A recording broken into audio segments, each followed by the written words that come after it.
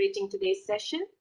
And on behalf of Ngarik Gatsel Ling, I very warmly welcome you once again to our session of online Lam Rim teaching program, The Graded Path to Enlightenment, which is done with collaboration with Tibet House Delhi. It has started from the 12th of June and it will go on until the 13th of August 2021. And let me just give a little recap on what we have done so far in the first 5 sessions. So initially we started our first session with the introduction to Lam Rim, which was done by Geshe-la himself. And then the second session was on precious human rebirth, which was a teaching by Venerable Tenzin Legtsok. The third and the fourth teaching were on the 4 noble truths by Geshe-la. And then the fifth teaching was done by Venerable Tenzin Legtsok, which was on karma, the law of karma, the cause and effect. And today we have a session on the 12 links of dependent origination, which will be done by Tenzin Legtsok, Venerable Tenzin Legtsok. So in case any of you have missed any of the sessions, you can check the YouTube videos that has already been uploaded by Tibet House Delhi. And so also I would like to mention that our registrations are still open. If any of your friends and family would like to join our session here, the teaching program, kindly spread the word and let them know that the registration is still open. And so before I begin, we start off with the session and I welcome Legtsok, I would like to request Domala to make a few announcements. Thank you. Thank you, Mona Lizala, for the opportunity. And I'm Tenzin Doma, currently working in Tibet House, New Delhi, as a program coordinator. And I would like to request each and everyone to kindly keep your videos on and put your microphone on mute so that we would gain Legtsok and we all would have a very interactive session along with. And I would like to make one announcement, a very short announcement, if I may, that tomorrow Tibet House is organizing a special lecture on Buddhism, a bridge between India and Mongolia, by a very prominent speaker, Dr. Shashibala. She's a recipient of several national and international honor and award winner, including the highest, recently she received the highest civil and state award conferred by the President of Mongolia. It's called the Order of the Polar Star. And we would love to see you all. And the timings would be at 5:30 Indian Standard Time. And the lecture is open for everyone. And I'll share you the link in the chat box, and please feel free to join tomorrow at 5:30 evening. And thank you, Mona Lizala. And could you please proceed with the session? Thank you. Thank you, Domala. Okay, Legtsok, now I welcome you to our session. And Legtsok will be giving us the teachings today on the 12 links of dependent origination. Welcome, Legtsok. Now this is your time now. Thank you. Okay, thank you, Mona Lisa. Thank you, Domala. Welcome, everyone.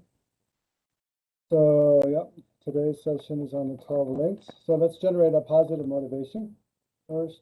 So just sit quietly. Focus your attention within.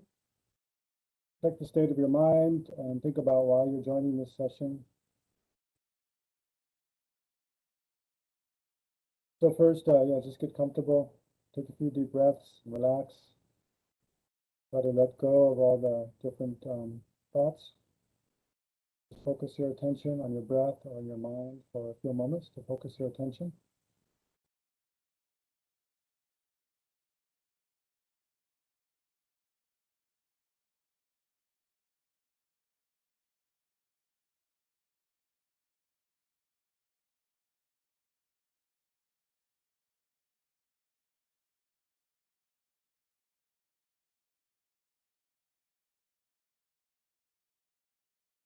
So then, yeah, as part of generating positive motivation, it's very helpful to visualize ourselves surrounded by all sentient beings.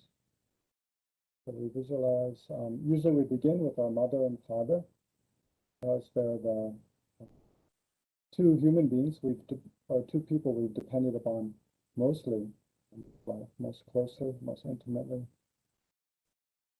probably been the most generous, most kind to us, for most of us. So we usually visualize our mother of this life seated at our left side. And then to our left are other female family members, our grandmothers and aunts, female cousins, so forth. All of our female friends and family. Just imagine them to your left and behind you.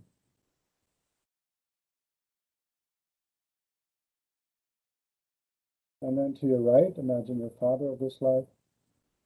And then all your other male family and friends, your grandfathers, uncles, so forth, to your right and behind you.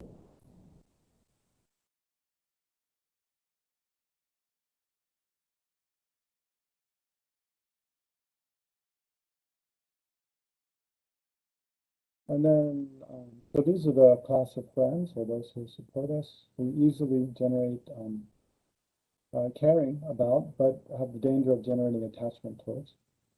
And then visualize directly in front of you, facing towards you, those whom you're most prone to become angry with or upset with.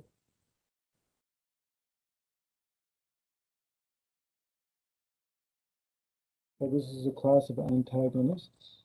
Silence my phone.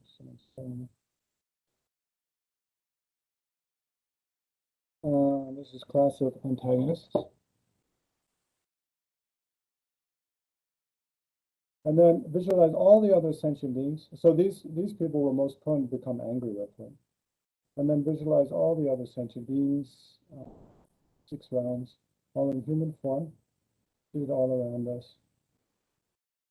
So especially since this session is on dependent arising, and especially remember how every instance of enjoyment, every moment of enjoyment, happiness, well-being we've ever had, all comes about in dependence upon other sentient beings, beginning with our mother and father, friends, family, and so forth.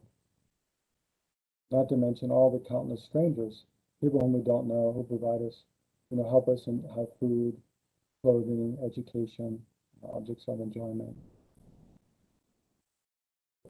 So think about the kindness of all these countless other sentient beings in providing us with all the requirements for life.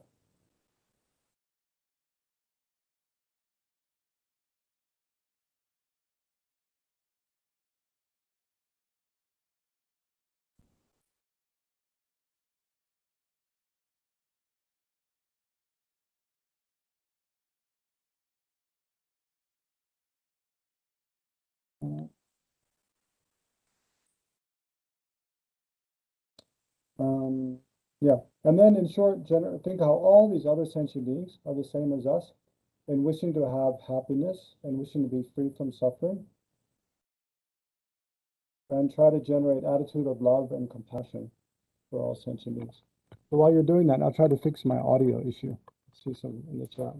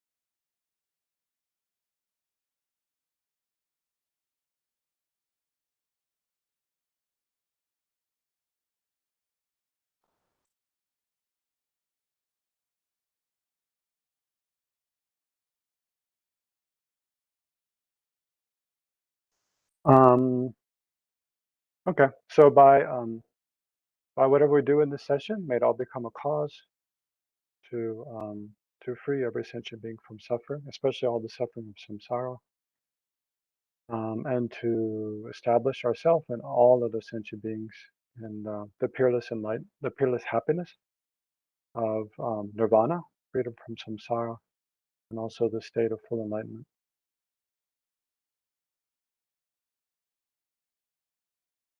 So then, if you like, visualize Shakyamuni Buddha in the space before you. Think how Buddha is one essence with our own teachers, as well as the Dalai Lama and our other teachers, and also is an embodiment of the Buddha, Dharma, Sangha, the three jewels of refuge.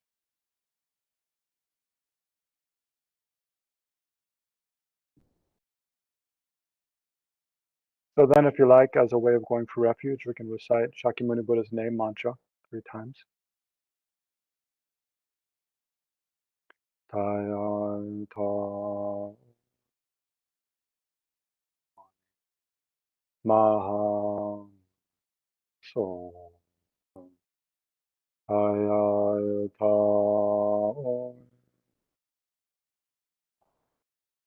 maha so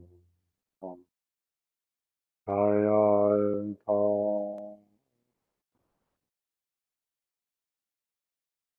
maha.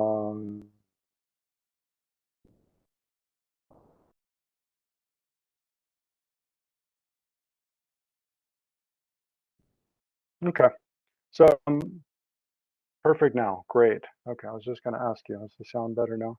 Yeah. I was trying a new speaker actually because, yeah, anyway, that didn't seem to work, so I'll have to work on that later.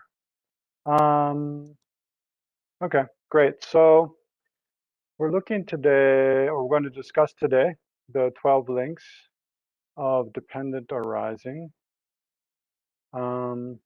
So this comes in the middle scope of the Lam Rim. So in the middle scope of the Lam Rim, so last week I presented karma. That was the final topic in the small scope, the Lam Rim. Now it's my, okay. It changed channels on me. I'm gonna change the audio. So remember the topics in the small scope of the Lam Rim are primarily guru devotion, precious human rebirth, the 2 preliminary topics. And then the actual 4 topics of the small scope of the Lam Rim are impermanence and death, the suffering of the lower realms, then the 3 jewels of refuge, qualities of 3 jewels of refuge, and then karma. So last week we covered karma, focused on karma. So this week we're looking at the 12 links of dependent origination, which is one of the later topics of the middle scope of the Lam Rim. So the first topic, main topic of the middle scope, and I didn't get a chance to make a PowerPoint slide for this, for the topics of the middle scope. But the first topic is basically the truth of suffering, and especially all of the sufferings of all of samsara. So as opposed to the suffering of the lower realms, which is covered in the small scope, it's the because in the middle scope, the objective for those meditations is to those meditations are given for a person whose aspiration is not just to achieve a good future rebirth after death from this life, but a person whose aim is to be free from, the total cycle of death and rebirth again and again, which is samsara, right? The wheel of existence, or the wheel of life, wheel of rebirth, something like that. So samsara is the process by which, through the force of afflictive emotions and karma, we take rebirth, and then in that birth we grow older, experience sickness and different problems, of course some happiness too, but yeah, to generate aversion for it, we want to focus on the problematic side, right? So then have experienced a lot of problems and then eventually die, which in itself is kind of one of the most tragic things we experience, because we're separated from all the people we've built up, very loving relationships with. So then after we die, it's not like everything's just over. But we take rebirth again, and then do the whole thing again, right?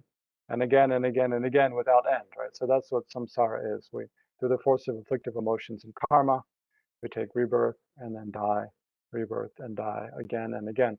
So the middle scope topics are geared for a person who sees that, well, even if I take a good rebirth in the next life, okay, that's nice, but that's not really going to be an ultimate end to my problems, right? That's not really a long-term solution to, all the kind of experience problems and difficult experiences, suffering or dissatisfying experiences that we have in this life and future lives. So yeah, so for a person who wants to be free from samsara, it helps a lot to see, well, what are the problems with all of samsara? So the first topic is the truth of suffering, and within that, especially all the sufferings that pervade all of samsara. So these probably Geshe Dorje Damdo went over in the 2 sessions on the Four Noble Truths. Some of these, like, wherever we're born in samsara, we always fall from high status to low status. There's no certainty what's going to happen in the future. There's no certainty where we'll take rebirth. We continually chase after things that seem attractive and satisfying to us, but then the satisfaction never lasts. It disintegrates again and again. We experience disappointment, and then things that we don't want to happen to us, they happen to us, automatically, naturally, spontaneously, again and again. So there's all those kinds, and then the sufferings of birth, old age, sickness, and death. So there's all those kinds of suffering of samsara. So that's all included in the truth of suffering from among the Four Noble Truths. And then the second main topic in the middle scope is the truth of the causes of suffering. So there you look at especially the afflictive emotions. The 3 root poisons, or the 3 root afflictive emotions, are attachment, anger, and the root of those is ignorance. And then, yeah, the outlines in the middle scope get a little bit complicated, but basically then there's a discussion of, there's a lot of discussion of the 3 root afflictions and their antidotes because it's so important, but that all comes in the presentation of the second of the Four Noble Truths, right? The truth of the cause of suffering. And then basically there's discussion about how we die and how we take rebirth, right? So that's where the 12 links of dependent arising comes in, because the 12 links of dependent arising is basically a description of that, how we create karma, and then how that karma, especially, it's mainly the kind of karma spoken about in the 12 links of dependent arising is primarily throwing karma. If you remember from last week, right at the end, I described 2 different divisions of karma: throwing karma and completing karma. Right? So throwing karma is a more powerful kind of karma, which has the power to throw us into a certain kind of rebirth. Yeah, the echoing, I don't know what to do about. So throwing karma is a kind of karma that throws us into our next life. So when we die as we're dying from one life, then it's a very powerful kind of karma that we've created, which has the power to throw us into rebirth, in a future state. So in the 12 links of dependent arising, it's mainly talking about how we accumulate this kind of powerful karma, and then how that throwing karma, it's like a seed. Just like a seed is activated to grow into a sprout by moisture and warmth and soil, then karmas are activated by, especially it's called craving and grasping. It's kind of attachment to existing, right? To not, as you can imagine, as we're dying away from this life, we might feel a lot of fear and kind of regret and, not want to go out of existence, right? So we grasp at our continued existence, and that, or being with our, continuing to be with our family and friends, or continuing, to be in this body that we have of this life. So kind of craving and grasping then is like the moisture which ripens the seed of karma, and then it throws us into future life, and then in the future life, again, from the time, from the moment of at the moment of conception, a consciousness conjoins with the body, or future life. So we have, it's called name and form, it's the aggregate. And then as we develop our six senses, our eyes, ears, nose, tongue, body, and our mental consciousness is there. So as you know, the physical eyes, ears, nose, tongue, and body, they develop, and then eventually they have the ability to make contact with objects, right? So then we make contact with objects of sight, sound, smell, taste, and touch. And then based on that contact with objects, we have feelings, pleasurable feelings, unpleasant feelings. And then based on those feelings, we again generate attachment or aversion, right? But in the 12 links, it especially focuses on attachment. And then that attachment, we generate attachment. And then again, as we're dying away from that life, we're attached to, pleasurable objects, attached to existence, and that ripens. And during that life, we accumulate more karma to take rebirth. So then as we're dying, we again, that attachment, craving and grasping again activates a seed of karma and again throws us into a rebirth. So that's just kind of a rough sketch of how the 12 links work. We'll go through them one by one in just a moment. Yeah, why don't I share my screen now? So the 12 links are taught by Shakyamuni Buddha in different sutras. The most famous of those and the most that we rely upon in the Mahayana, especially in the Tibetan tradition, is called the Rice Seedling Sutra. So I'll show you a quote now. Oh, I think is my screen sharing turned on? I think maybe not. Gomala, I can't share my screen. Okay, now I can. Yeah, first of all, I'll tell you just a little bit of a story.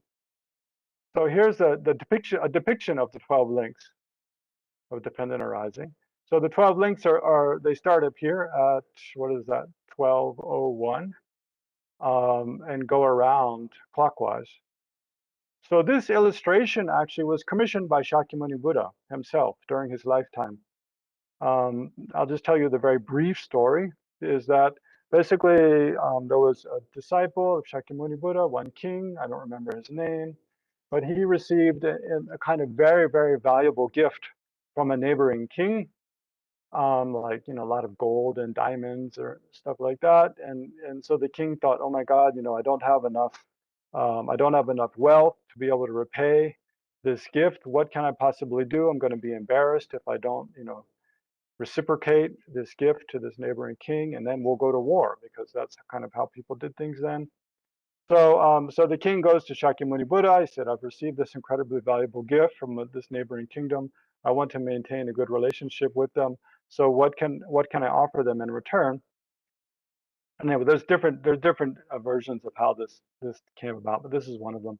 So Shakyamuni Buddha said, send me a painter, an artisan, and I will depict to you, I will tell you like what to draw, what kind of illustration to draw, and then you offer this illustration as a gift. That's one version of the story. Another version of the story is that Shariputra and Moggallana, Buddha's two chief disciples, that they would often, through their psychic powers, they would sometimes psychically travel to other realms, to the hells and the hungry ghost realms and the god realms, and then when they come back to earth, then they would tell people about, if you create this kind of karma, you take rebirth in a deva realm, which are depicted here, these upper realms. And then let me see, try to get my annotation thing going. You can see in the deva realm, and if you create negative karma, then you take rebirth in the hells, which are down here, the hungry ghost realms and the animal realms. And that this kind of experiential teaching by Shariputra and Moggallana was extremely effective in persuading people to abandon the 10 non-virtuous actions, killing, stealing, lying, and so forth. So then at one point, one of Buddha's disciples went to him and said, Shariputra and Moggallana, they're so effective in teaching people and transforming people's minds and their view of the world and their attitude, and persuading them to abandon non-virtuous actions and to live their life in virtue. In the future, after Buddha has passed away and they have passed away, who will there be to teach people, in such an effective way as this?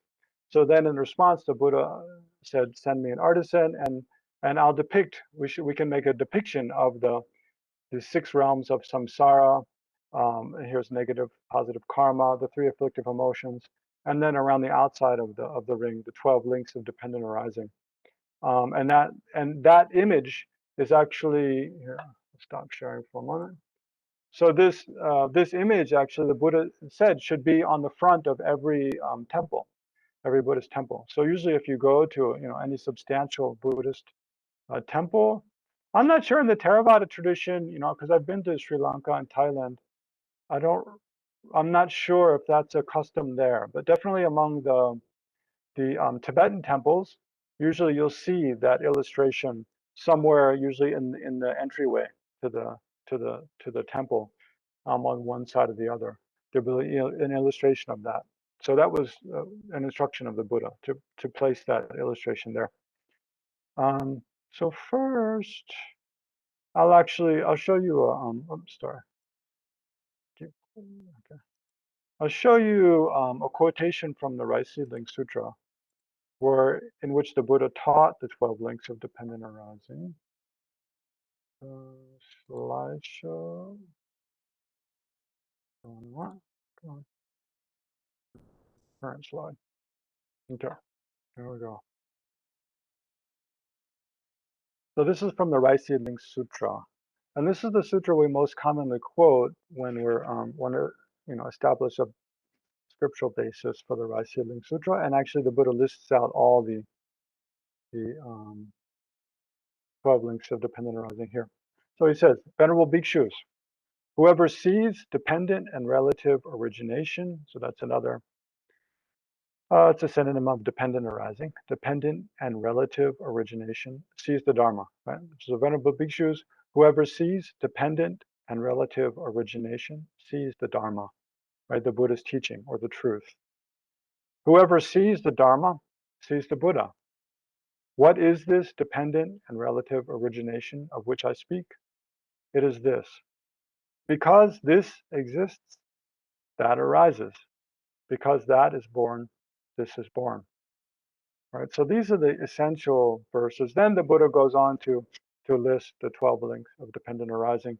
But the essential idea of dependent arising is that anything's existence depends upon other things, right? And it's because certain things come into existence that they give rise to other. So certain causes come into existence, and then they give rise to certain effects. Those effects themselves are causes, which give rise to subsequent effects, right? So everything, everything that is a compounded phenomena or impermanent phenomena or a functioning thing is like that.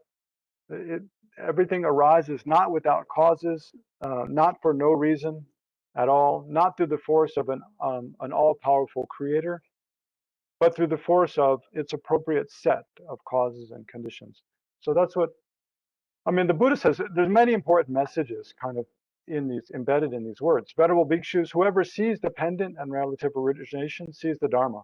So that the Buddha is saying, essentially, the essence of Dharma, the Dharma can be regarded as the truth of just what exists, also can be regarded as the Buddha's teachings, right? So the essence of Buddha's teachings, essentially, he's saying, is dependent and relative origination. This force or this way in which things exist, that they exist by depending upon other things and in relation to other things. Means nothing exists independent of or unrelated to something else. Everything exists in relation to other things. So whoever sees dependent and relative origination sees the Dharma, or sees the truth, or sees the essence of Buddha's teachings. Whoever sees the Dharma sees the Buddha. Means if you don't understand the truth the truth of what the Buddha taught, then you don't really understand what the Buddha is. So that also relates to how it's commonly said in the Bodhisattva vehicle that among the 3 jewels of refuge, the Buddha, Dharma, Sangha, the primary one is the Dharma, right? Is the teaching of the Buddha, because it's by actually understanding and putting into practice in our own lives the teaching of the Buddha that we can protect ourselves from suffering, and we create the causes for well-being and happiness up to enlightenment. Even if we have a lot of faith in Buddha, the teacher, and in the Sangha, but we don't actually study and practice what the Buddha taught, the Dharma, then we're not going to benefit very much, right? So whoever sees the Dharma sees the Buddha. Means essentially, if you in order to understand what the Buddha is, actually, it's most important to understand the truth of what he taught, right? So that's why His Holiness the Dalai Lama encouraged us again and again and again to study, to not just have blind faith, but to generate faith, in the Buddha Dharma Sangha through study and contemplation and practice. Then, what is this dependent and relative origination of which I speak? So essentially, it means, so what does dependent and relative origination mean? Essentially, it is this: because this, my cursor keeps disappearing. Okay, because this exists, that arises. So this is just a general. This here doesn't refer to something specific, right? Or that doesn't refer to something specific. It's just a general. Because this exists, right? Then this other thing, it's a certain cause or a certain set of causes exists, and because of that, then a certain set of results arise. So just to give a concrete example, like if you have a field, let's say a garden in your yard, outside your house, and you've cleaned it all, of weeds and soil, then what's going to grow in the garden? Well, it depends what seeds are planted. If you plant, I don't know, rice seeds in the garden, because this is the Rice Seedling Sutra, so it's a good example. So if you plant seeds of rice in the garden, then rice plants will grow because rice seeds exist and there's moisture and soil and the warmth of the sun, then rice seeds grow. If instead you don't do that, you plant ragi seeds in the garden, then what's going to grow? Rice? No, ragi will grow, because of this, that exists. So because there's a certain set, or, if you plant corn seeds there instead of rice or ragi, then what's going to grow? Corn plants, right? So back to karma then, our mind is like a field, right? And our experience that we have in life is like a field in which we plant seeds and certain results arise, right? Our actions. So our whole life is kind of like this field. And depending on what kind of seeds we plant, we get certain results. So that's what karma that we spoke about last week is all about. The Buddha essentially taught if we engage in the 10 non-virtuous actions, killing, stealing, lying, adultery, slander, and so forth, and then mental attitudes, negative mental attitudes like what are you thinking? Malevolence and what is it? Oh, the term is slipping my mind. What are the 3 non-virtues of mind? Ignorance is or wrong views is the 3rd one. Yeah, that's like malevolence, wishing ill intention, wishing people harm, and then there's a certain word. Anyway, it's like craving. What is it? It's even in the 10 Commandments in the Bible. Covetousness, coveting others people's possessions. That's what coveting, seeing possessions that are attractive but are owned by other people and wishing to acquire them yourself. It's like coveting. So even this mental actions that are non-virtuous, then those are all seeds. All those non-virtuous actions, if we engage in them, they're seeds, and they give rise to experiences of suffering for us in the future. Whereas if we do the opposite, we protect the life of others, we're honest, we speak with honesty, sincerity, and kindness, create harmony among others, and in our thoughts, we try to have virtuous thoughts. We're content and satisfied with what we have, as opposed to coveting other people's possessions. When we, even when people do things that we find, harmful or annoying, in return, we don't generate, resentment and vengeance, but we wish them well, have an attitude of loving kindness, metta. Then these are all virtuous seeds that we plant in our mind, and the result will be virtue. So that's what it means. Because this exists, that arises. Because that is born, this is born. Right? So there's a chain of causation. So let's look at the next one. So how do I progress? I think I just click the arrow. I hope. It's awesome. Click the arrow. Oh, there we go. Great. Okay. So here's the 12 links of dependent arising. You know what? Before I do that, actually, I'm going to jump back to that illustration to show you, give you a visual image first. I think it'll help. So here we are. Blow it up a little bit. Okay, well, I'll show you the whole thing first, and then I'll blow it up. Okay. Actually, let me just shrink it down just to hold so we can see the whole thing easily. So here we are, the 12 links of dependent origination. Okay, that's not looking good. So just there are, let's see, 1, 2, 3, 4 main sections to this whole wheel. This is called the wheel of life. This is the Lord of Death. He's holding it in his jaws. There's a verse here. I'll explain that at the end. Here's the Buddha. There's the Buddha here pointing to the full moon. The full moon is a symbol of purity, of nirvana or enlightenment. So the Buddha is pointing the way to the achievement of nirvana or enlightenment, and that's what this is all about. So the fact that, so this is the Lord of Death means, you know, he's the Lord of Death. Samsara is held in the jaws or in the claws of the Lord of Death. It means as long as we're in samsara, then unpredictably we will experience death. And inevitably we will experience dying away from whatever existence that we're born into within samsara. That's what that means. So there's 4 main sections. Here at the very center is the 3 root afflictions, the 3 root delusions, because this is where samsara comes from. It's like the source. Then here, the second part, second ring illustrates white.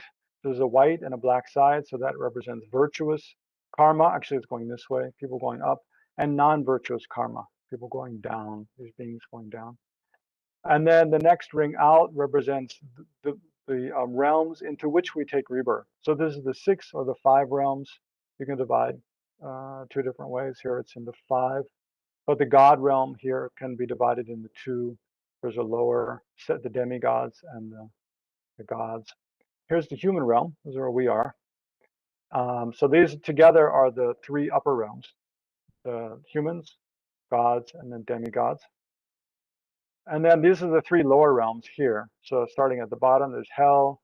Within hell, there's hot hells, cold hells, and then other kinds of hells. They're called the surrounding hells. And then these are the hungry ghost realm and the animal realm, which we can also perceive as humans. So those are the 6 realms into which we can take rebirth. And then the main thing we want to talk about today is the 12 links of dependent arising. So those go in a clockwise direction around here. So we start here with ignorance. Yeah, so ignorance, and then the others, they go around this direction.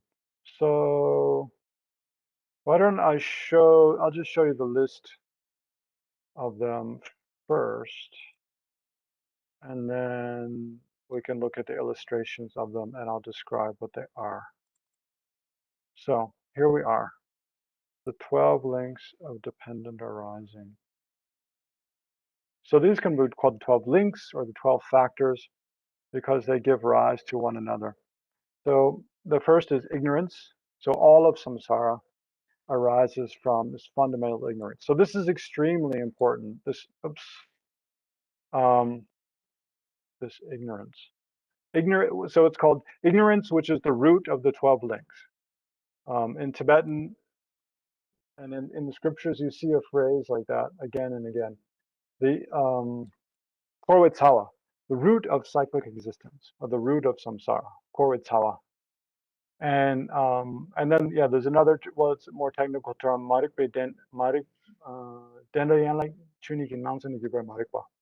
the ignorance from within the 12 links. So there's many different kinds of ignorance, right? There's ignorance of not knowing, what is the best laptop to buy today or something, or the ignorance of, not knowing someone's name. But those are, not so important. But then within the important kinds of wrong views of ignorance, there's a kind of ignorance thinking that past and future lives does not exist, right? For example, which is very common. Or thinking that, there's no karmic law of karmic cause and effect, right? There's no karmic law of cause and effect, such that, meaning that if I harm others, if I cheat others or steal, lie to others, it doesn't really matter as long as I don't get caught, right? Because there's ultimately there'll be no result due to that. So that's a different kind of ignorance. But here, when we talk about the ignorance, which is the root of samsara, we're talking about the most fundamental kind of innately arising ignorance. It means it's not some kind of ignorance that we've just learned, or we've just learned to think that way, or we've kind of come to the conclusion that this is the way things exist by studying philosophical views, but rather it's a kind of innately arising ignorance which all sentient beings have. Humans have, even animals have, down to the tiniest insects, and then also, spirits, gods in the god realms. Anybody who's in samsara has this innately arising kind of ignorance. It's the most subtle kind of ignorance.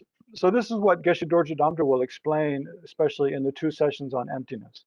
I think the last 2 sessions of this course, when Geshe explains emptiness, he'll be talking about, because the wisdom which realizes emptiness is the antidote to this kind of ignorance, right?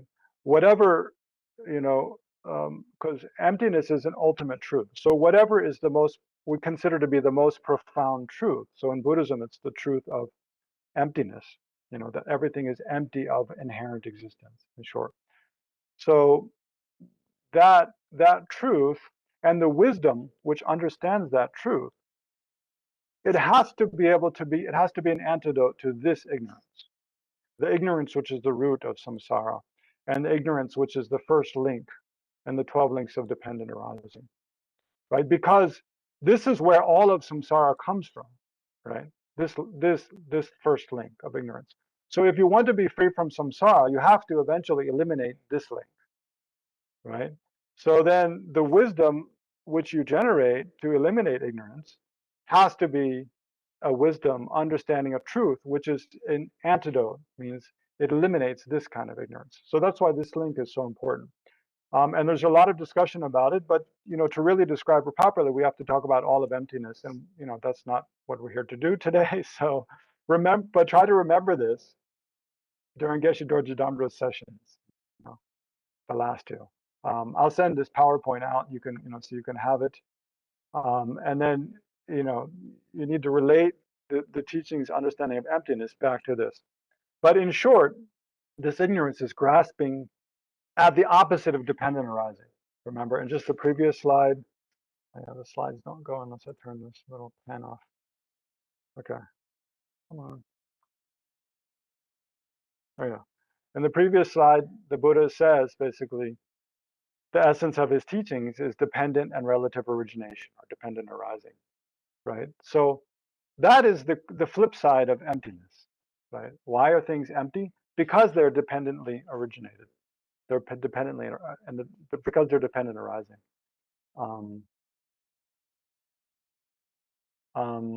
So the kind of ignorance which is the opposite to this, right, which is this ignorance, is grasping at things not being dependently arising, right? So think about in terms of ourself. When we ask ourselves, well, what am I? Who am I? Where do I exist? When we ask ourselves these kind of questions to get a sense of how we perceive ourselves, then if we look honestly, I think for most of us, it appears without too much difficulty that we have a sense that there's a kind of person that exists somewhere here in our heart and our chest that just is there. It's this essential aspect of me, of the I, that just exists there spontaneously, innately, without depending upon anything else. It just has its own reality. I mean, generally, when we're trying to identify, interesting, when you go from one slide to the next, the little markings disappear. When we're trying to identify this kind of ignorance and the object at which it grasps, it's called the object of negation. It's recommended one of the best kind of scenarios to think about, which we've all experienced in the past, is when someone falsely accuses us of doing something wrong. right? So think about a time in the past, you know, when someone accused you of like stealing something or misplacing something or accused you of breaking something or doing something, you know, wrong that actually you didn't do. When someone accuses us, then there's a sense of defensiveness, right? That naturally comes. What are you saying? How could you say that about me? Right? There's a strong sense of I that comes. So one of the best ways to get a sense of this ignorance we're talking about is to think about that kind of scenario, put ourselves in it again, relive it, you know, relive that kind of scenario again, and then look at how the I, you know, I as a person appears and seems to exist. Does it seem to be something that, you know, arises in dependence upon many different causes and conditions, is momentarily changing and will, you know, quickly pass away? Or and is a projection of our minds, or is it just seems to be have its own independent reality? It's there. The I that's being accused, who doesn't like, you know, what this person in front of me is saying to me, is just this real concrete kind of entity which exists by its own power, right? Not by the power of anything other than it. That essentially we have that kind of innately arising grasping. It's called grasping at an inherently existing self, or grasping at a self that exists from its own side. Right. So that's one of the most difficult things to understand in emptiness in Buddhism, which is why we're devoting 2 whole sessions to it at the end of the course on emptiness. So we have this fundamental ignorance, and then from that, and here, okay, we still have a bit of time left. I'll show you where that's depicted in the illustration here. Try to blow it up again. Hope it works. Okay. So if you can see in the illustration right at the center, there's a pig. There's a pig, and then from the mouth of the pig, in the mouth of the pig are the tails of these 2 other animals. It's like a kind of pigeon and a snake, right? So these represent the 3 root afflictions, the 3 root poisons. The pig represents ignorance, and the snake represents anger. The pigeon represents attachment, right? So you see, and the reason the tail of the pigeon and the tail of the snake are in the mouth of the pig is to show that both attachment and anger arise from ignorance. So this ignorance represents the first link of dependent arising. So yeah, yeah. My problem in this session is there's a lot of detail, and I have to leave out a lot of it and pick what to tell you, because there's so much information like conveyed in this illustration and in the 12 links of dependent arising in general. Because there's a very rich explanation, and it's one of the most important things in Buddhism. How is it that attachment and anger arise from ignorance, right? How are they related? But in short, we exaggerate the reality, the independence of the self. That's this ignorance. And then we divide, and then we have a sense of division, a false sense of division between I, the self, and everything else, other, the rest of the world, other people and everything else. And then the other, we divide up into things that we perceive as attractive and things we perceive as unattractive, right? The things that are neutral, that we just don't care about, really. And then the things we perceive as attractive, we want them. We want to possess them. We want to have them and enjoy them, be close to them, be connected with them, so that they give us this temporary pleasure. The things we perceive as unattractive, we don't want it. We want it to be gone, to be out of existence. We want to push it away or destroy it. So that's anger. So you can see from ignorance, we have an exaggerated sense of self. Then we have an exaggerated sense of other. The other seems to exist inherently as it is. And then things we perceive as attractive, we perceive those things as being attractive from the side of the object. They're inherently attractive, really attractive. And we generate attachment for those, craving. And then the things we perceive as unattractive, unpleasant, they really are unattractive from their side. It's not just my opinion. It's not just the way I experience them. They really are bad and disgusting and, you know, ugly or whatever. And then we generate aversion, right? And if they harm us or if they prevent us from getting what we want, then we get angry, right? So that's basically how ignorance gives rise to attachment and anger. And then those give rise to, so the next link of dependent arising is called compositional activity, and that's karma. So those three root afflictive emotions, they give rise to karmic actions, right? Contaminated karmic actions. Means we do things that we crave and that we like, we might, you know, steal or lie to get what we want. And then with things, other people or block us from getting what we want, or inhibit our happiness, our attachment somehow. We might even, you know, harm them, kill them, or hit them, or, you know, use harsh speech, um, to speak to them in a harsh way. So all those are, so the 10 non-virtuous actions here are represented in this dark side. So we engage in killing, stealing, lying, you know, slander, harsh speech, and so forth. And then by the force of negative karma, non-virtuous karma, then we go down. We take rebirth as, it's like, these are, yeah, anyway, as animals, hungry ghosts, and hell beings eventually. But then if we have a correct understanding of karma, the law of cause and effect, that, you know, the actions I engage in bring about my own suffering or my own happiness, then we make wise choices. And we refrain from harming others, and instead we benefit others. Then we generate non-virtuous karma, and then we take good rebirths as human being or in the God realm. So this whole process is listed in compositional activity. So I'll go back to the list here. So this is the second link, compositional actions, so karma. So through the force of ignorance, we give rise to attachment, anger, and then we create karma. So remember specifically the karmas which have the power to throw us into a rebirth.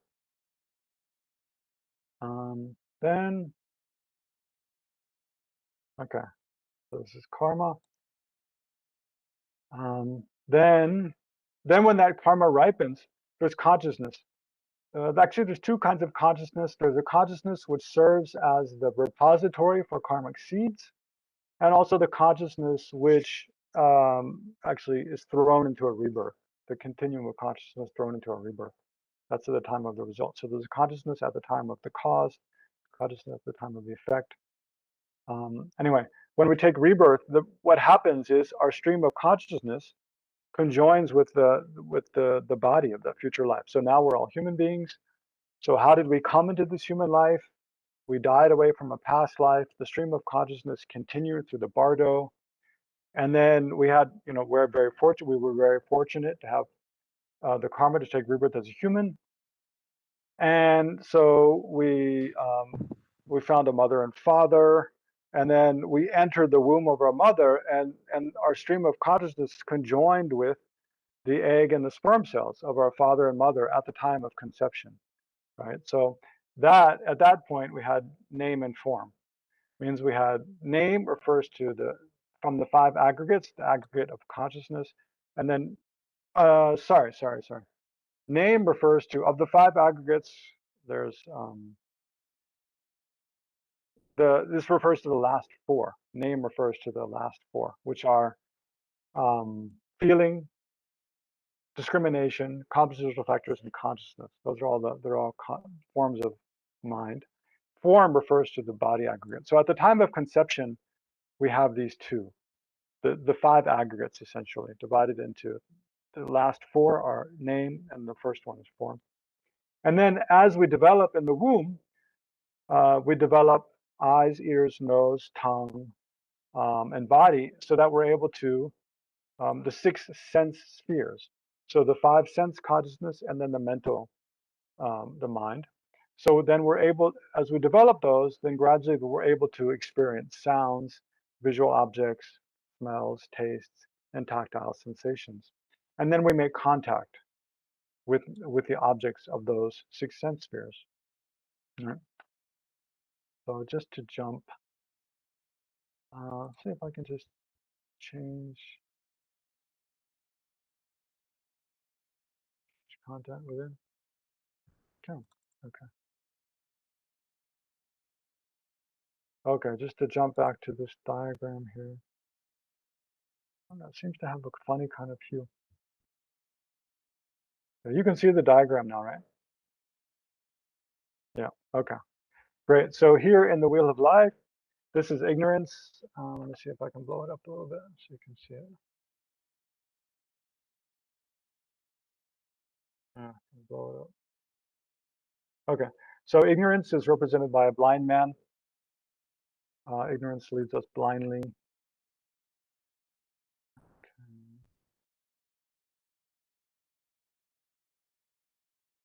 Huh. Okay. And tool. There we go. Okay.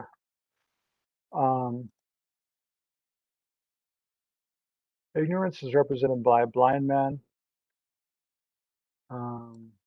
And then compositional factors is represented by a potter. He's making containers. So like when we create karma, it's like we make a container of energy which holds the potential for a future experience. So that's why it's symbolized by containers. Then consciousness is like a monkey, because just as our stream of consciousness moves from life to life, a monkey swings from tree to tree. I think that's generally the symbolism. Consciousness, the third link, is represented by a monkey. And then the fourth link, name and form, is represented by a boat and people in the boat. So the boat is like our body, right? When we're born into a life, it's like the body of that, the physical body of that life is like the container. And then the consciousness, what is it? The name, which refers to, of the five aggregates, refers to the aggregate of feeling, discrimination, and compositional factors and consciousness. Those are like the people in the boat, the consciousness which inhabits the body. And then here's a house with about 6 doors and windows. So just like when we're in a house, how do we experience the world? Through the windows and doors. How do we experience the external world from within the house? Through the doors and the windows. We can see out. So like that, within our body, how do we, from within, imagine the consciousness is like within our body. How do we experience the external world? Through the doors and windows of our eyes, ears, nose, tongue, our skin, you could say, and then our mind as the sixth, right? So that's name and form. And then here's the aggregate of contact is, I think it's man and woman together. You can see it a little better. Come on.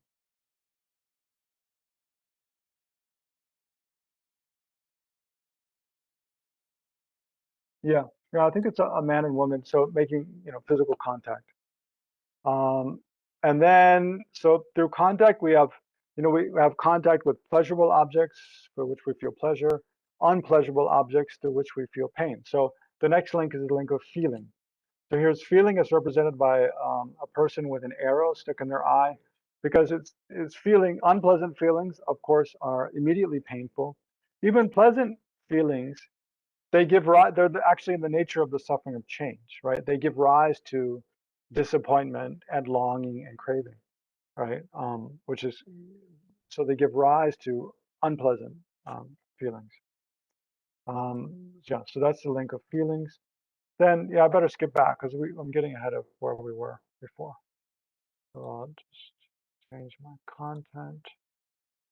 There we go. All right. If you're, sure. All right, I'm going to do it the old-fashioned way. Stop sharing. And share again. Okay, so we got to contact and feeling. So from feeling then arises craving and grasping. So these are, craving and grasping are two kinds of attachment, two forms of attachment. Craving is more mild, grasping is more intense and stronger. And they function here within the 12 links of dependent arising. They function to ripen the seeds of karma, which were created at the time of the second link. Right. So here, remember, we created the karma, which has the power to throw a rebirth. So here in these two, craving and grasping, what's happening is, during that life, we've experienced different feelings, and especially as we're coming to the end of that life, we crave to not be separated from all the pleasant, feelings of that life. And that craving, and then an intensified form of it, grasping, these ripen the karmic seeds that were created during the second link, right? And then as those seeds are just about to produce the result, so you imagine, like, probably many of you like mung dal sprouts, I hope, and some of you soak mung dal and then sprout them. So imagine, just as you sprout the mung dal after like 12, 6 hours or 12 hours, it's become, soaked with water, and so it's quite big and soft, but it hasn't yet, plucked out or sort of shot out a shoot, right? Just before it's about to send out its sprout. So that's analogous to this. The potential existence is like a karmic seed that will give rise to a future rebirth that's been activated by craving and grasping and is just about to produce its result. That's called potential existence. And then, so again, this is like the mung dal that's been soaked for like 6 hours and it's just about to send out a shoot, a sprout. And then birth is like the shoot comes out, right? So that karma, when it actually produces the rebirth, then that's the moment of birth. And then from the very next moment after, for humans, it's conception. Very next moment after birth, we begin aging, right? We only get older. We never get younger, right? And then eventually aging ends in death from that rebirth, the happy end. Actually, the unhappy ending, right? We're talking about the truth of, these are all in the nature of the truth of suffering, right? Okay. So yeah, back to our illustration. I'm really going to fill you guys up with information today. But if you can't digest it all, don't worry. You have opportunity to study again in the future. Yeah, you can't really, honestly, in 1 hour and a half session on the 12 links of dependent arising, if you've never heard of it before, you can't really expect to understand it well. But if you can get some kind of ideas about what it involves, what it's about, that's good enough. So here we were at feeling, represented by the arrow, so can the eye. And this guy is an alcoholic, right? So this is craving, represented by, some people have very strong attachment to alcohol. There's a person, drinking some kind of alcohol. So that's the symbol which represents kind of craving.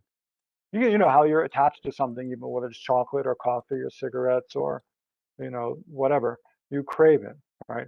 And then an intensified form of craving is grasping. That's represented here by someone plucking fruits from a tree. I don't remember the rationale for that symbolism.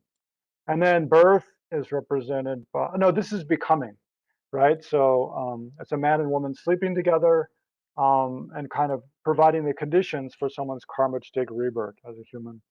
So basically it's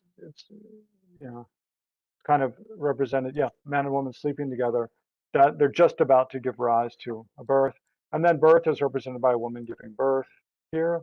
And then aging and death is represented by, yeah, a corpse being carried to a cemetery. Okay. So just 2 more slides to share with you to show you some divisions of ways of dividing up these 12 links. There's 2 different ways I'll show you. Yeah, so there's some projecting and projected factors. So this is of the 12 links, you can divide them into these 4 groups: the projecting and projected factors versus the actualizing and the actualized factors.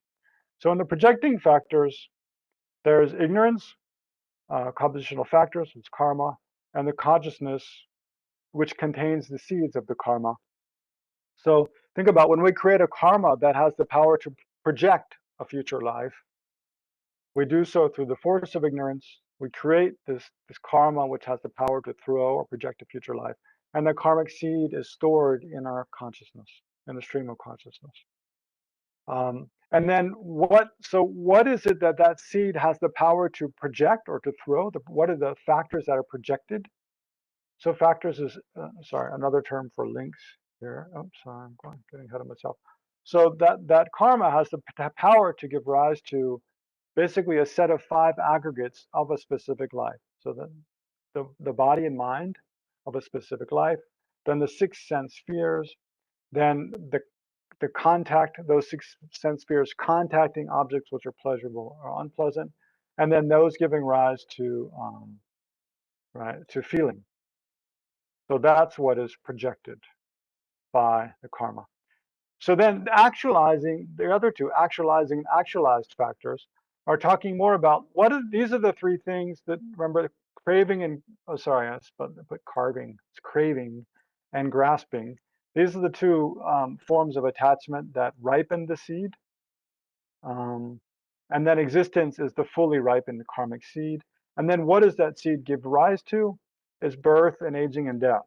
So now you might be wondering, well, what's the difference between giving rise to birth and giving rise here, right? And versus giving rise to name and form here.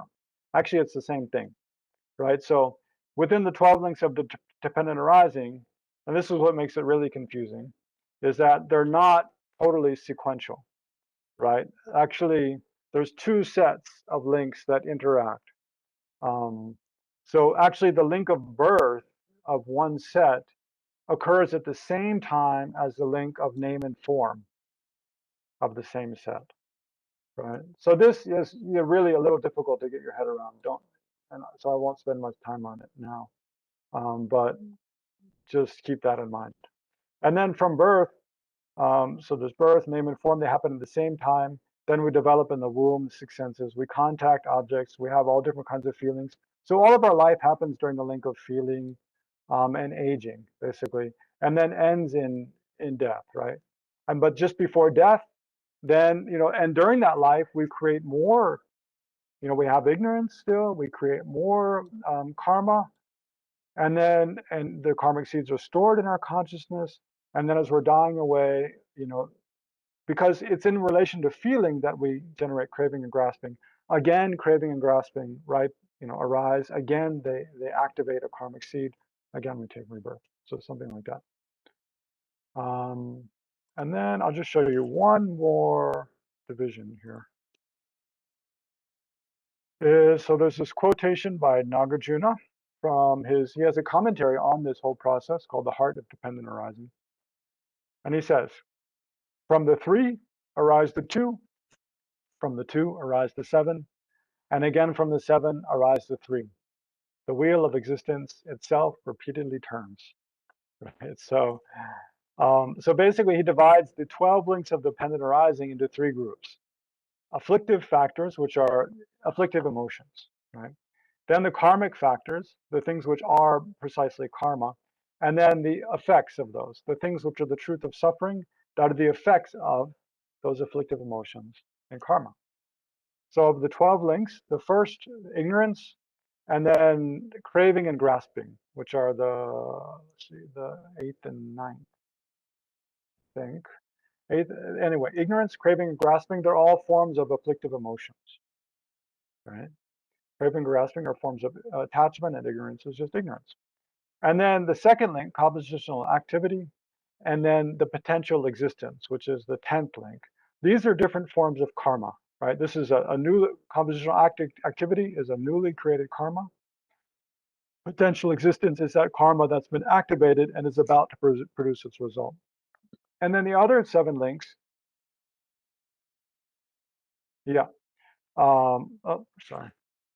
consciousness. So this is consciousness at the time of the result. And then name and form, 6 sense, come on, little mouse. Name and form, 6 sense spheres, contact, feeling, and then birth and aging and death are all the truth of suffering. and they're mainly the results of these other two, right? So these here are, because they're afflictive emotions and karma, they are the truth of the cause of suffering, and these 7 are the truth of suffering, right? Result. And then finally, before we open the floor up to questions, I'll show you this last little inspiring quote from the Buddha again. Oh, actually, I didn't get it all. I just got the first verse, so I didn't get time to type it all. Undertaking. So this is in that illustration. This is the verse that's in the top left-hand corner of that the Buddha explained together with the Wheel of Life. Undertaking this and leaving that, enter into the teaching of the Buddha. Right. So undertake virtue and leave non-virtue, basically. Enter into the teaching of the Buddha. Like an elephant in a mud hut, destroy the forces of death. So if samsara is like a mud hut, then, and we are like the elephant, we want to just smash it to pieces, right? Through the wisdom, understanding the 12 links of dependent arising. And then there's a second verse that goes, it says, those who, with thorough conscientiousness, practice this taming or this pacifying doctrine, this doctrine which brings peace and subdues the mind, will having totally abandoned the wheel of life or samsara, bring suffering to an end. Right? So the Buddha says, basically, by understanding this this teaching of the wheel of life, we can utterly bring suffering to an end. Okay, so that concludes my little presentation. So now, whatever questions you have, I can try to answer.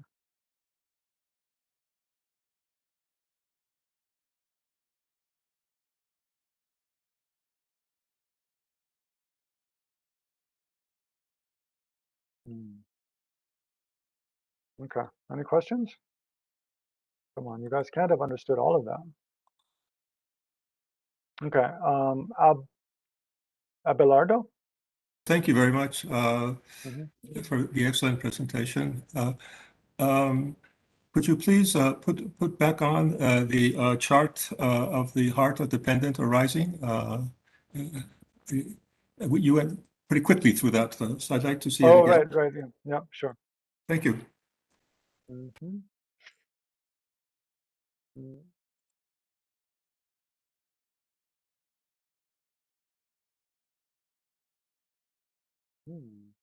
My computer's freaking out. Okay, where's that?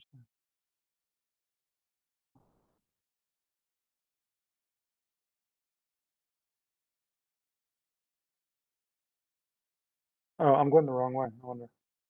Okay, here we are.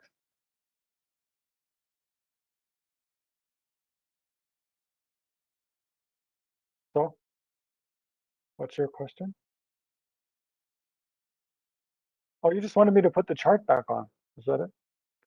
Okay. Yes, that's correct. Okay. That was okay. All right. Do we have another question? Venerable Legtsok, I think Tenzin Yuthok has a question. Okay.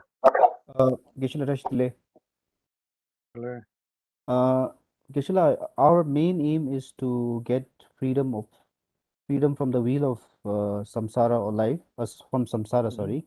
So is abstaining from the 10 non-virtuous actions and adopting the 10 virtuous actions enough to free us from samsara? And if that is, where does Ngondro fit in? The preliminary practice on Ngondro, where does it fit in? Thank you. Okay. Yeah, great. Excellent question. Thank you. Oh, wow. I can bring the whole thing. Okay. So am I blocking your view of that dependent arising chart now? No? Not. Okay, good. Because now, see, now I can see you guys all on the screen, but I can't see it. So perfect. Yeah. So is abandoning the 10 non-virtuous actions and engaging in 10 virtuous actions, is that alone enough to free us from samsara? No, it's not. Right? Because, well, I mean, no, it's not.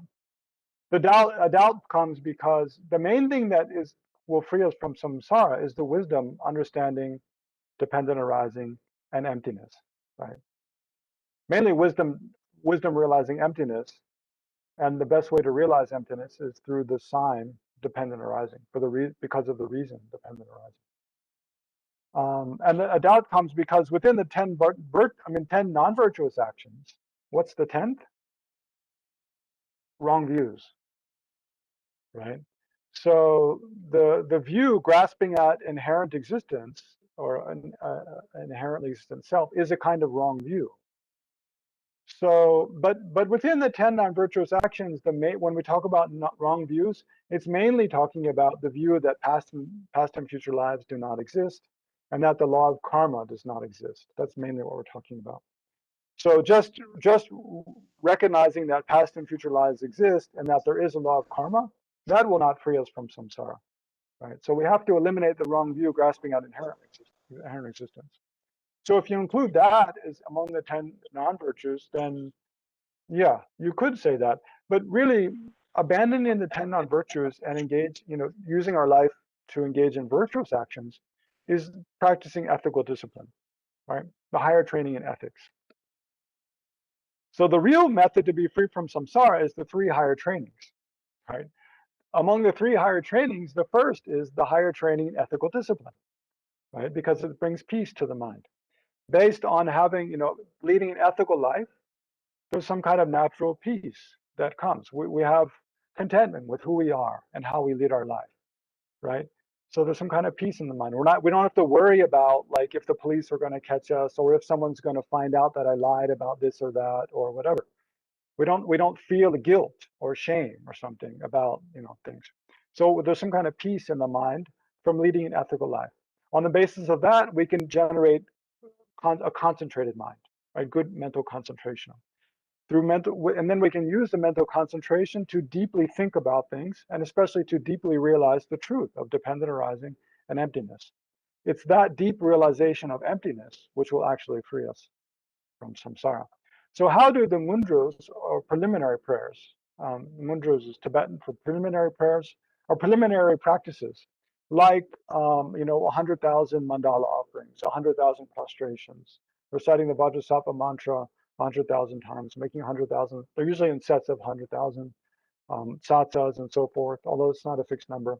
But those are for the purpose of, they're different methods for purifying our negative karmas that we've created in the past, in this life or past lives, especially prostrations and the Vajrasattva mantra purification practices. Whereas the practices of satsas, making satsas, mandala offerings, going for refuge, and so forth, those are primarily practices to accumulate merit, right? We need a great store of positive energy. It's like fuel in our automobile to be able to make it go. We need a great store of positive energy to be able to have success in generating insight and realizations. So to do that, we practice generosity in different ways, and also we want to contemplate the Buddha, Dharma, and Sangha. So the mudras are all different ways and methods to relate to and engage with and contemplate and ultimately generate faith, right, in the Buddha, Dharma, Sangha, and our teachers. Okay, another question?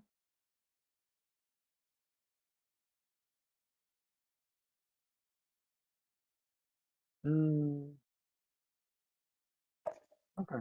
There's no more question. I thought. Yes. Is there? Yes, Legtsok, there is a question from Jackie H. Okay.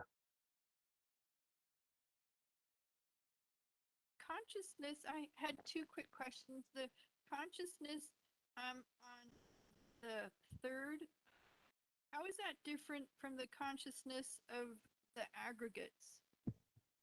4th. Yeah, good question. Yeah, so in the 3rd link of consciousness, actually it's subdivided into 2, actually. There's consciousness at the time of the cause and consciousness at the time of the effect, right? So consciousness at the time of the cause is referring mainly to the stratum or the continuum on which the karmic seeds are placed, right? So this is according to the, you could say, the Sutra school and the Sautantrika Madhyamaka school. So how do, when we create a karma, like now, how is it that that karmic seed can ripen in the future? It has to move through time somehow. So what is the continuum upon which how does it remain part of our continuum as a person and then ripen in the future? It's like putting a seed in a train, kind of, you plant the seed on the stream of consciousness and then it moves through time. So at the time the karmic seed is planted, at the time we create a karma, we engage in a karmic action, we create a karmic seed. That seed is like planted in the stream of consciousness and then it continues. So that's the consciousness at the time of the cause. But then when we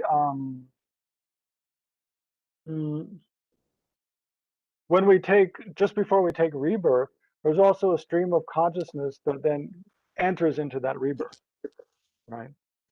So that's the consciousness at the time of the result. So then your question is, well, what's the difference between that third link of consciousness and the consciousness within the 5 aggregates, right? Within the 5 aggregates, the first aggregate is feeling, so we're not talking about that. And then the second and third aggregates, no, sorry, I think I mistook my words. The first aggregate is aggregate of form, so that's physical. We're not talking about that. And then the second and third aggregates are feeling and discrimination. Those are both mental factors. They're not main minds. So those are not the main basis, or they're not the mainstream of consciousness going through time, the mental factors, because they just accompany the main minds. So we're not talking about those. Then the fourth aggregate, the aggregate of compositional factors, is mostly talking about karma, the mental factor of intention. So again, they're all mental factors. Then the main minds, which are the main basis for positing the stream of consciousness going from life to life, those are all in the 5th aggregate, right? The aggregate of consciousness. So basically, I mean, when we talk about the 5 aggregates, the 5th aggregate is the aggregate of consciousness, and that's talking about consciousness in all different, main minds, or consciousness in all different scenarios, right? Within the 12 aggregates, the second aggregate is talking about basically that 5th aggregate, just within the context of this process of, creating karma and dying and taking rebirth. Basically like that. Thank you. And Mhm. I also wondered, some people stress, I've heard about the reverse order of the links. Mhm. Is that Yeah, that we should stress, actually, but we've run out of time. The reverse, yeah, there's different ways. Well, okay. So another way of talking about the 12 links. So we've talked about the 12 links in forward order, right? In the forward order of production, right? So you can talk about the 12 links in 2 orders: the order of production and the order of cessation, right? So the order of production means how do they work to produce a rebirth again and again in the forward order. So in the forward order is, as we talked about today, from the link of ignorance through to the link of aging and death. But then so we can talk about then a forward and reverse order of production. So the reverse order of production is just, and this is the way, I mean, the Buddha taught them this way in the sutra also. You start with the link of aging and death and ask, where did that come from? Where did it come from? It came from the link of birth. Where did that come from? It came from the link of, what do we call, becoming. Where did that come from? It came from the link of grasping. Where did that come from? It came from the link of craving, and so forth. So you go in a reverse order back. So that's the forward and reverse order of production. Then you can talk about the forward and reverse order of cessation, right? So let's start with the reverse order first. So how do you cease? How do you cease aging and death? Well, you have to eliminate birth. How do you eliminate or bring to an end? How do you eliminate birth? Well, you have to eliminate existence, right, and becoming. How do you eliminate existence and becoming? You have to eliminate grasping. How do you eliminate grasping? You have to eliminate craving, and so forth, in reverse order. Then the forward order of cessation is when you cease ignorance, or when you eliminate ignorance, or bring an end to ignorance, right? They're all synonyms. When you cease ignorance, then you cease creating karma, the compositional factors. When you eliminate compositional factors, you eliminate consciousness, which is the repository for those karmic seeds, right? When you eliminate that kind of consciousness, then you eliminate name and form, and so forth. So there's a forward order of cessation. Okay. Thank you. We can Yes. take. There's one more question to take. Otherwise, I'll conclude. Yes. Legtsok, I don't see anyone raising a hand. Okay. No Yeah.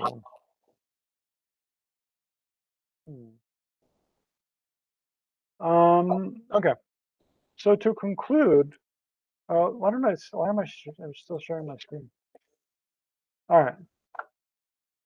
Oh, one more question. Okay. Abelardo, the last question. Yes, in the last statement you made about eliminating consciousness, I find that hard to understand because I had understood that consciousness it never ends. So by that, do you mean you are eliminating it within the sphere of samsara? Is that the Exactly. meaning? Yeah, good question. Very good question. And this is the kind of question you should really be trying to ask. Anything I say, you should try to find a mistake with it. Try to challenge it. Think, well, if that's true, then what about this? Try to find contradictions. When we, in the monastery, when we study the Buddhist teachings in a more formal way, conjoined with debate, like that's one of the main aspects of the monastic curriculum is debating every day. This is exactly what we try to do. We try to find internal inconsistencies and contradictions in the Buddhist teachings, because that leads us to a deeper and deeper and more rich and full and detailed understanding, right? So yes. Anyway, so no, when we talk about eliminating the third link of consciousness, we're talking about, remember, eliminating that specific link, the link of consciousness, not consciousness in general, right? Just as you say, especially in the Bodhisattva vehicle, it's believed that every individual sentient being's consciousness has no beginning and no end. It's impossible for our stream of consciousness to completely go out of existence, right? Because one moment of consciousness by its nature gives rise to a subsequent moment of consciousness. Not necessarily of the same kind, but of some kind of awareness, right? So in general, like our main, our mental consciousness, it always gives rise to a subsequent moment of mental consciousness. So it will never go out of existence. So when we talk about eliminating the link of consciousness in the 12 links, what we mean is, because remember, there's the consciousness with the link of consciousness within the 12 links. There's the consciousness at the time of the cause and consciousness at the time of result. Right, so the consciousness at the time of the cause, it's that consciousness which serves as a basis for karmic seeds to be planted. So the second link is karma, right? The karmic seeds, or compositional activity. So if there's no if we stop creating karma, then we stop creating karmic seeds. If there's no karmic seeds, then there's no consciousness at the time of creating karmic seeds, right? Because there's no seeds being planted. And then also, the consciousness at the time of result is a result of, it's a product of contaminated karma, right? So if we stop this whole process of karma ripening, then there is no consciousness that is a product of contaminated karma any longer, right? And that is an aspect of nirvana, right? Freedom from samsara. So, I mean, according to the Theravada school, or it's a little different. Like, I mean, some within the Theravada school hold that at the time of achieving nirvana without remainder, the stream of consciousness stops. But according to the Sanskrit tradition, that's not the case. Even when we achieve nirvana, we stop this process of karma and afflictive emotions giving rise to rebirth, right? So when we finally die, we don't produce another moment of consciousness and another moment of consciousness through the force of afflictive emotions and karma, but this purified consciousness continues. So that purified consciousness, stream of consciousness, which exists after we've achieved nirvana, is consciousness, but it's not the consciousness within the 12 links. So yeah. Okay, so now I will, that's more or less kind of a summary like that. But just to conclude, so what we looked at was generally the topics of the middle scope, right? The truth of suffering, looking at all of the suffering of samsara, the truth of the cause of suffering, which is primarily afflictive emotions. And then the whole process by which we take rebirth in samsara, which is described in this wheel of life, or the 12 links. Then there's also a big description of the bardo and so forth. But anyway, then within the 12 links, we looked at, in the wheel of life, there's the 3 root afflictions, virtuous and non-virtuous karma, the 6 realms, and then the 12 links, right, around the outside of that illustration. Then the 12 links, there's the 12, and then there's 2 ways of dividing them that we looked at into the projecting and projected factors and the actualizing and actualized factors. And then the other way of dividing them into afflictive emotions, karma, and the results of karma and afflictive emotions, the different kinds of suffering. Okay? So the way to meditate on this, the best way to meditate on this is once you, I mean, it requires quite a lot of study first, but there's more detailed descriptions and definitions of each of the 12 links, but the best way to meditate on it is to try to think of a karma that we've actually created in the past. Like in this life or some past life. And then, so first think, well, did that karma, how did it arise from ignorance? So first we want to think of a karma that we feel, a strong karma we feel we've created that has a potential to throw a future rebirth. So think, well, how did we create, did we create that karma through the force of our own ignorance or not? And then, so if so, how did that ignorance give rise to me creating that karma, right? So there's a lot going on in between there, right? Then that karmic seed, where is it stored? Is it stored in my consciousness or not? And then what are the factors that are going to, if as I'm dying away from this life, that karma ripens, what are the factors in my own mind which are going to cause that karma to ripen? Is it, in fact, this craving and grasping for existence, right? So, but then we can imagine that karma then is ripened by this craving for existence, not wanting to die, not wanting to go out of existence, as we feel is happening when we're dying, right? So is it that karmic seed, is it ripened by craving and then grasping? And then existence is just when it's about to produce a result. And then that karma, how does it ripen into then a result, right? We take rebirth. At the same time as rebirth then happens, the conception, we acquire the body and mind of that future life, name and form. And then as we develop, imagine we take rebirth as a human, as we develop in the embryo, we develop, the 6 senses. Then we gradually have contact with objects. And then based on that contact, we generate feelings. Then based on those feelings, at the end of that life, again, we generate craving and grasping. We've created karma and so forth. So you have to think how it happens from life to life, like that. But it's complicated, and you need to spend some more time. There's an excellent presentation in the Great Treatise on the Stages of the Path by Lama Tsongkhapa. Also, there's a good presentation by Pamonka Rinpoche in his Lam Rim, Liberation in the Palm of Your Hand.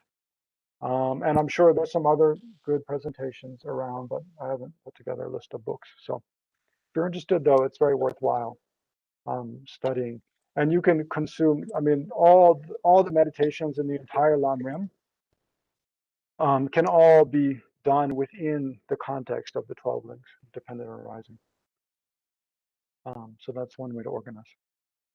Anyway, let's think about whatever merit we've created by engaging in this session together with a positive motivation at the outset, with the intention to generate, to accomplish the welfare of all sentient beings, and we can rejoice whatever merit we've created.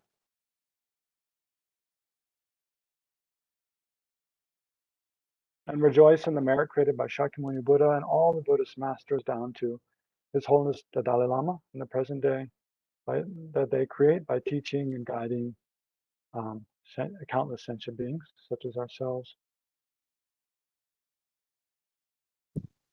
So all that merit gathered together, then by the force of that, may every sentient being be free from samsara in general, especially free from the sufferings of hunger, thirst, loneliness, depression, physical and mental pain, especially the COVID-19 pandemic. May all the conditions to quickly bring it to an end come together. And may all sentient beings have every form of well-being and happiness up to full enlightenment. May all of our actions only contribute to these. And may the Buddha, Dharma flourish, and all of our teachers, especially His Holiness Dalai Lama, have a long and stable life, and all of their holy wishes be fulfilled. And in all of our future lives, may we never be separated from His Holiness and all of our other teachers. And then add any other prayers, personal prayers you'd like to make, bring them to mind.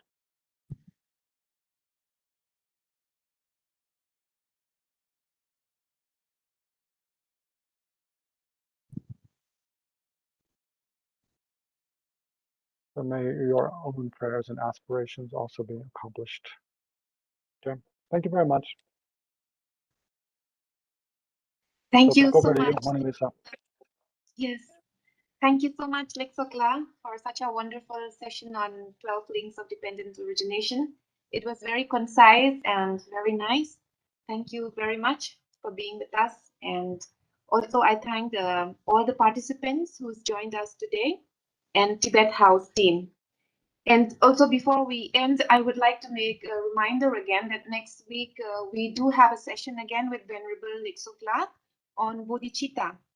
The timing will be the same at 7:30 p.m. And also, please don't miss out the virtual special lecture on Buddhism, a bridge between India and Mongolia, tomorrow at 5:30 p.m. So by Dr. Shashibala. We'll see you all until next week. Thank you so much.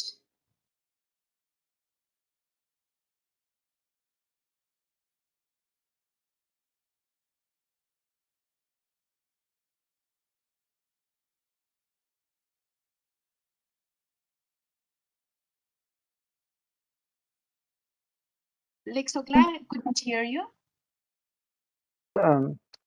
I said, is there a way to share that PowerPoint on the chat? Someone was asking, but I'm not sure how to do it. Yes. I think Domala. I can go. I just go to the chat and probably try to upload it or something. Yes. Or maybe they can use a phone. I took pictures. Yeah. We can send out by email. No, I'll send you a copy by email, and you can send out. Okay. Great. Thank you, Dromala and Mona Lisa. Then see you next time. Thank you, Bilal. Thank you. Thank you, Lisa. Okay. Thank you.